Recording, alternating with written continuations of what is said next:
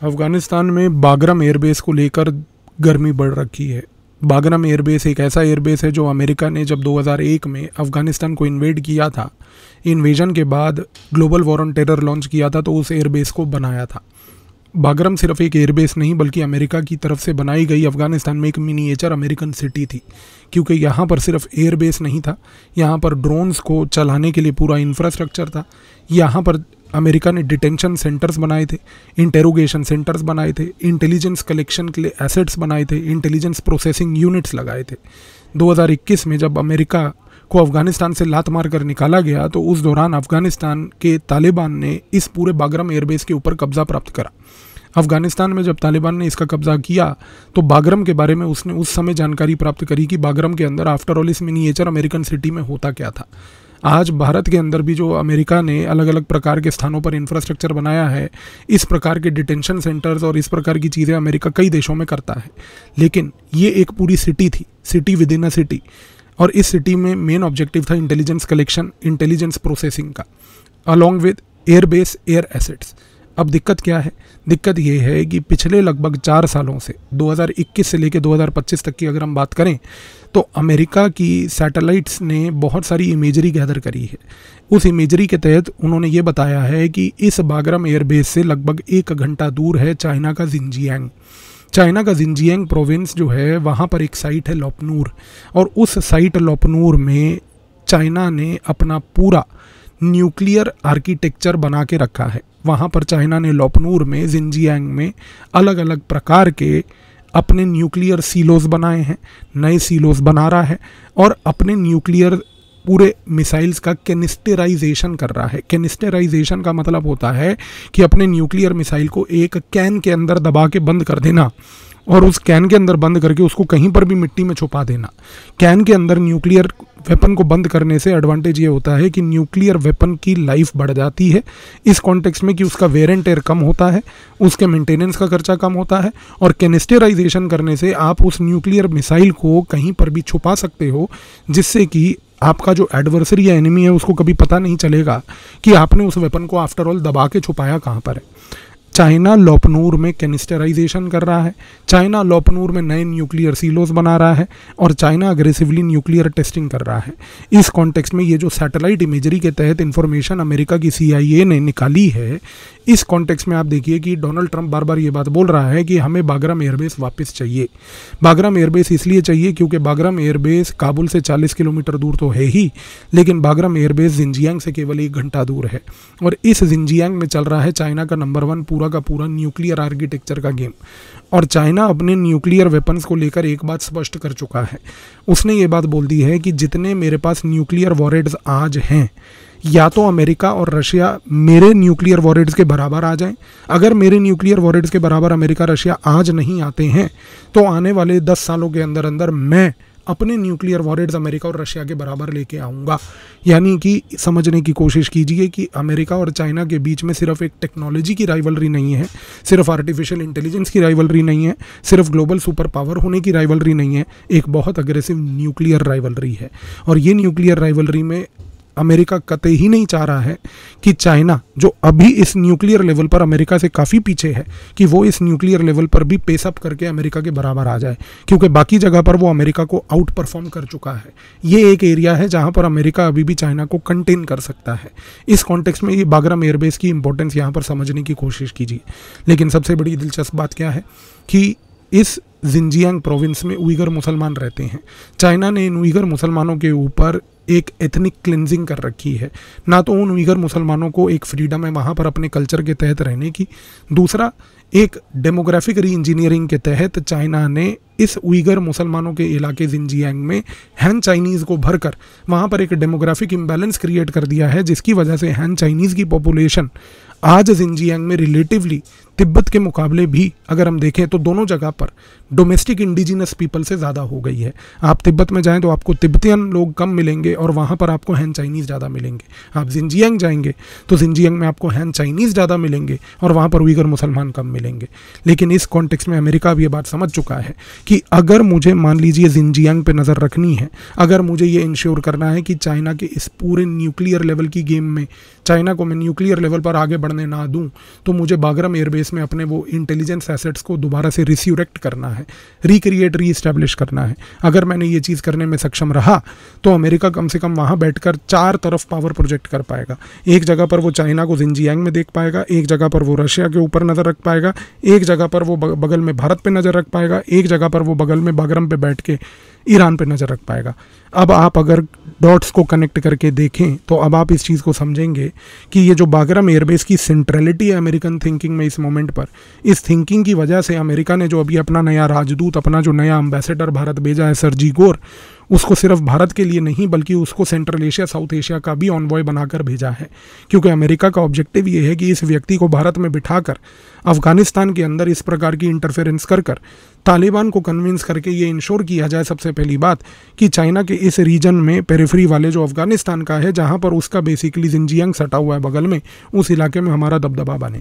अब चाइना इस बात को लेके बहुत खफा है। चाइना कतई ही नहीं चाहता कि भाई हमारे बगल वाले इलाके अफगानिस्तान में सबसे पहली बात अमेरिका की री एंट्री हो जाए, तब वो भी जब 2021 में अमेरिका अफगानिस्तान को छोड़ के जा चुका है। अब समस्या ये है कि चाइना को इतनी तकलीफ आफ्टर ऑल है क्या।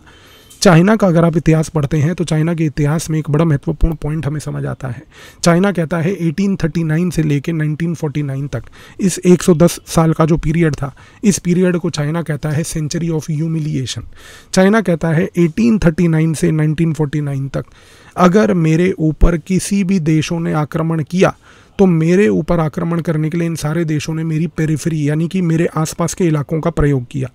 चाइना उदाहरण देता है, चाइना कहता है 1839 से 1949 के पीरियड को देखिए, इस 110 साल के पीरियड में सबसे पहले ब्रिटिश अगर उन्होंने मेरे को तंग किया तो तिब्बत में उन्होंने इंटरफेरेंस करके ओपियम वॉर्स करे, जिसकी वजह से वो तिब्बत के थ्रू एंट्री लेने की कोशिश करने की बार बार मुहिम चलाते रहे। फिर वो हांगकांग के थ्रू उन्होंने उस पोर्ट का कब्जा किया और वो हांगकांग पोर्ट के थ्रू मेरे यहाँ पर इंटरफेरेंस करने की कोशिश करते रहे। चाइना के 2 पेरिफेरल एरिया, एक जगह पर तिब्बत, एक जगह पर हांगकांग, इन दोनों जगह से इंटरफेरेंस हुई। इसके बाद वो कहता है कि रशिया ने जिनजियांग और मंगोलिया से मेरी टेरिटरी में इंटरफेयर किया। इसके बाद वो कहता है कि रशिया के इस पर्टिकुलर जिनजियांग मंगोलिया के बाद मेरे ही बगल में जापान ने 1930s में मंचूरिया को ऑक्यूपाई करा और मंचूरिया वाले पेरिफेरल रीजन को ऑक्यूपाई करके उसने मेरे वहाँ पर इंटरफेरेंस करने की कोशिश करी।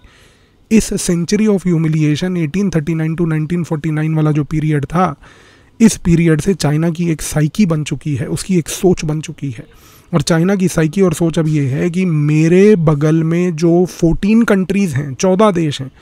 ये सारे के सारे देश कहीं ना कहीं कंस्पायर कर रहे हैं मेरे खिलाफ कुछ करने के लिए। तो चाइना की जो रणनीति है वो इस नज़रिए से चलती है, क्योंकि चाइना कभी भी इन अपने नेबरिंग 14 कंट्रीज़ को पीसफुल नज़रिए से नहीं देखता। उसको हमेशा इस बात का डर बैठा रहता है कि ये नेबरिंग कंट्रीज़ जो हैं कहीं ना कहीं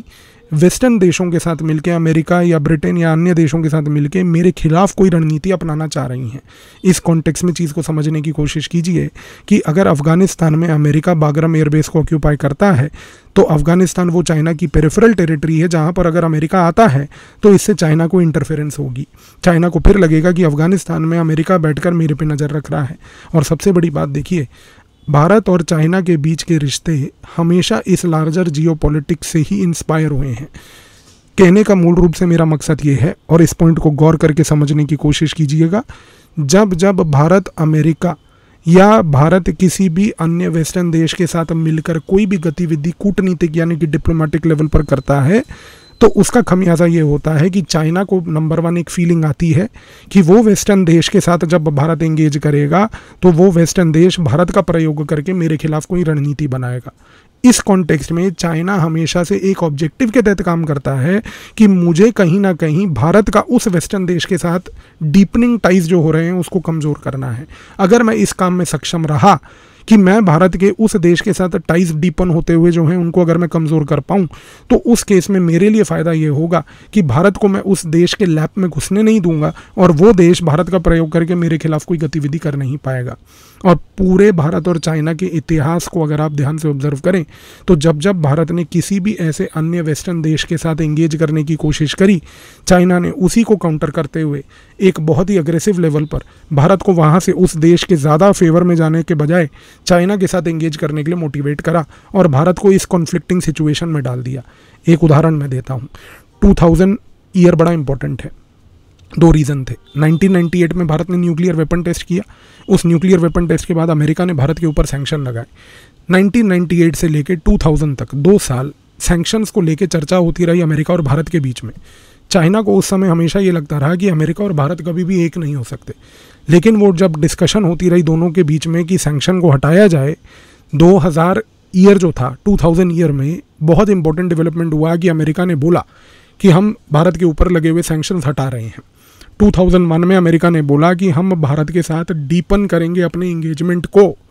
और भारत के साथ एक स्ट्रेटेजिक पार्टनरशिप एक्सप्लोर करेंगे। ये चीज़ चाइना को एकदम से खटकने लगी और चाइना को लगने लगा कि अगर भारत और अमेरिका एक हो रहे हैं और अगर भारत और अमेरिका के बीच ये गतिविधियां बढ़ गई, नज़दीकियां बढ़ गई, तो इसका खमियाजा ये होगा कि अमेरिका जो है भारत के साथ समर्थन देके चीन में इंटरफेयर करेगा। इस रीज़न से 2003 में इमीडिएटली अगले 2 साल 2001 में ये अनाउंसमेंट अमेरिका ने करी और 2001 से लेकर 2003 तक 2 साल अमेरिका और इंडिया के इस रिलेशनशिप को काउंटर करने के लिए 2001 से 2003, 2001 से 3 के बीच में भारत और चाइना की तरफ से इंगेजमेंट हुआ और 2003 में चाइना ने भारत को बोला कि एक स्पेशल रिप्रेजेंटेटिव टॉक मैकेनिज्म बना लीजिए, हम बॉर्डर के मसले को रिजॉल्व करते हैं। आप इस चीज़ को ऑब्जर्व कीजिए, ये इतिहास रहा है। जब जब भारत कभी भी किसी वेस्टर्न देश के साथ काम करेगा, पहली बात उसका काउंटर चाइना निकालने की कोशिश करेगी, और दूसरा सबसे बड़ी बात, जब जब कभी ऐसी परिस्थिति पैदा होगी कि कोई वेस्टर्न देश भारत और चाइना के दोनों के विपरीत काम करेगा और जब दोनों के इंटरेस्ट उस वेस्टर्न देश से कॉन्फ्लिक्ट हो रहे होंगे, तो भारत और चाइना दोबारा एकजुट हो जाएंगे। जो आज की डेट में हो रहा है कि डोनाल्ड ट्रंप चाइना के ऊपर भी टैरिफ लगा रहा है, भारत के ऊपर भी टैरिफ लगा रहा है, चाइना को भी तंग कर रहा है, भारत को भी तंग कर रहा है। इस कॉन्टेक्स्ट में भारत और चाइना फिर एकजुट हो गए, और जैसे ही भारत और चाइना एकजुट होंगे आप देखेंगे कि इसका इम्पैक्ट क्या होगा। तुरंत इसका इम्पैक्ट ये होगा कि अमेरिका भारत और चाइना की नज़दीकियों को बढ़ने नहीं देगा, वो वापस से उन नेगोशिएशन पॉइंट्स पे आ जाएगा जो आज फिर आप देख रहे हैं कि भारत अभी फिर से अमेरिका के साथ नेगोशिएशन में लग गया और ट्रंप जो है उसका सडनली रवैया बदल गया। अब वो एकदम से बोलने लग गया कि नहीं हम भारत के साथ ट्रेड डील के बारे में चर्चा करेंगे, भारत एक बड़ा क्रूशल प्लेयर है, भारत हाई टेक्नोलॉजी के लिए भी इंपॉर्टेंट है, सब जगह इंपॉर्टेंट है। तो ये जियो पॉलिटिक्स को समझिए। यहाँ पर उद्देश्य ये है चाइना का एक ही कि मेरे किसी भी पेरिफेरल टेरिटरी में अमेरिका का प्रेजेंस नहीं होना चाहिए। आज अगर चाइना को ये बात समझ आती है कि बागराम एयरबेस अगर अमेरिका वहाँ पर किसी भी तरीके से लेने की कोशिश भी करता है, तो वो एयरबेस चाइना के लिए और चाइना के खिलाफ है। इस रीज़न से आप देखिए कि जैसे ही डोनाल्ड ट्रंप ने ये स्टेटमेंट दिया, चाइना ने तुरंत स्टेटमेंट दे दिया कि नहीं, अफ़गानिस्तान के सारे अफेयर्स अफ़गानी लोग खुद डिसाइड करेंगे। अमेरिका बोल रहा है कि मुझे तालिबान से बात करनी है, मुझे तालिबान से बात करके अफ़गानिस्तान का बागराम एयरबेस चाहिए। वहाँ चाइना स्टेटमेंट दे रहा है कि अफ़गानिस्तान का भविष्य अफ़गानी लोगों को डिसाइड करने दीजिए। आप क्यों वहाँ पर कूद के ये बात बोले भाई? क्योंकि आपको पता है ये सेंचुरी ऑफ ह्यूमिलिएशन, आपकी जो साइकी कि मेरे पेरिफेरल टेरिटरी में अगर कोई आ रहा है तो वो मुझे काउंटर करने आ रहा है, तो यहाँ पर गेम ये चल रहा है। इस कॉन्टेक्स्ट में भारत के पास सबसे बड़ा ट्रम्प कार्ड है। भारत इस समय बहुत अग्रेसिव और डीप रिलेशन रखता है तालिबान के साथ, और क्योंकि हमारे तालिबान के साथ एक बहुत ही डीप रिलेशनशिप है, भारत ने ये बात तालिबान को, अफ़गानिस्तान को कई बार ये बात बोल चुके हैं हम लोग, आप अपनी टेरिटरी में किसी थर्ड पार्टी को इस तरीके से एंटर मत करने दीजिए कि वो थर्ड कंट्री आकर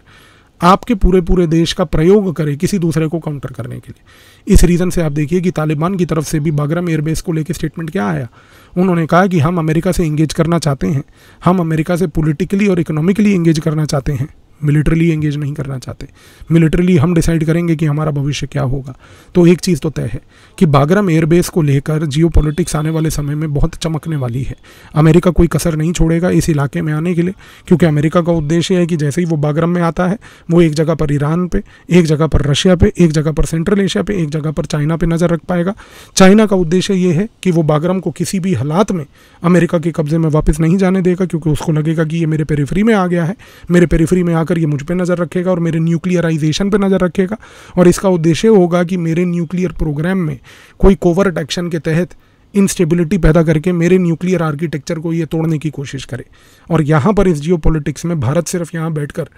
मज़े की चाय पिएगा, मलाई वाली, वो भी क्योंकि हमारे को सिर्फ ये देखना है कि यूएस और चाइना की राइवलरी आज किस तरीके से यहाँ पर अफगानिस्तान में अनफोल्ड होती जा रही है, और यहाँ पर चुपचाप सिर्फ अफगानी भाइयों को ये बात बोलना है कि अपनी टेरिटरी अमेरिका को दोबारा मत दे दीजिएगा, एक बार दी थी, 20 साल तक लड़ते रहे थे, दोबारा दोगे फिर 20 साल लड़ना पड़ेगा, ये गलती दोबारा मत कीजिएगा। बाकी बागरम में क्या होता है आने वाले समय में देखते हैं, पर इस पूरे बागरम एयरबेस के पीछे की जियोपॉलिटिक्स, भारत और चाइना के रिलेशंस, अमेरिका भारत चाइना का ट्रायड, ये किस तरीके से अनफोल्ड हो रहा है, आई बिलीव इस वीडियो के बाद अब आपको क्लियर हो गया होगा। धन्यवाद।